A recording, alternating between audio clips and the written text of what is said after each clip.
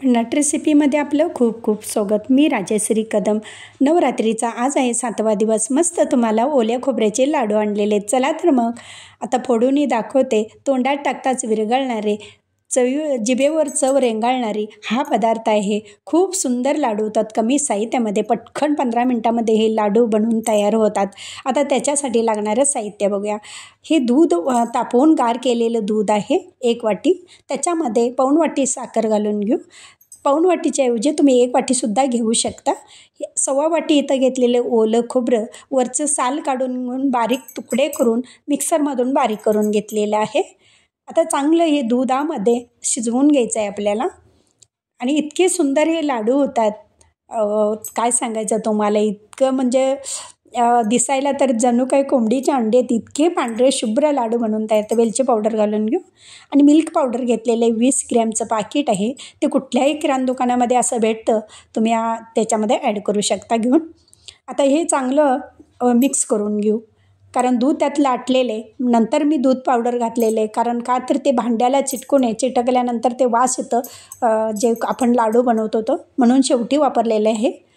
आता हे चांगलं त्याच्यामधलं पूर्ण दूध आटलेलं आहे. मिश्रण गोळा लागलेलं आहे एका ठिकाणी.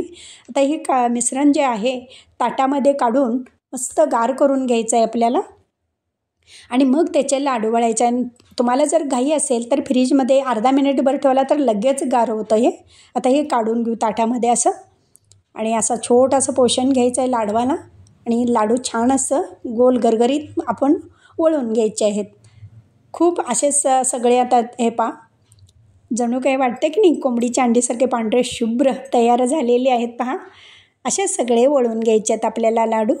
ह्याला ना ड्रायफ्रूट्स वापरलेलं आहे ना काय. बिना ड्रायफ्रूटचे इतके लाडू छान लागतात. हे तुम्हाला हवं असेल तर तुम्ही घालू शकता. आता चांगले असे सगळे वळून घ्यायचे आहेत आपल्याला. आणि कशी वाटली रेसिपी तेही सांगायला विसरू नका. माझ्या भरपूर असं उपवासाच्या रेसिपी आहेत चॅनलवरती अपलोड केलेल्या आहेत. रताळ्याच्या घारगे आहेत, शंकरपाळी आहे, परत राजगिऱ्याची भेळ आहे, राजगिऱ्याचा शिरा, बटाट्याचा शिरा. खूप सारे उपवासाचे पदार्थ आहेत, तुम्ही पाहू शकता माझ्या चॅनलवरती. आणि आता हे छान असं वळून लाडू आपले झालेले आहेत. आता प्लेटिंग करून घेऊ.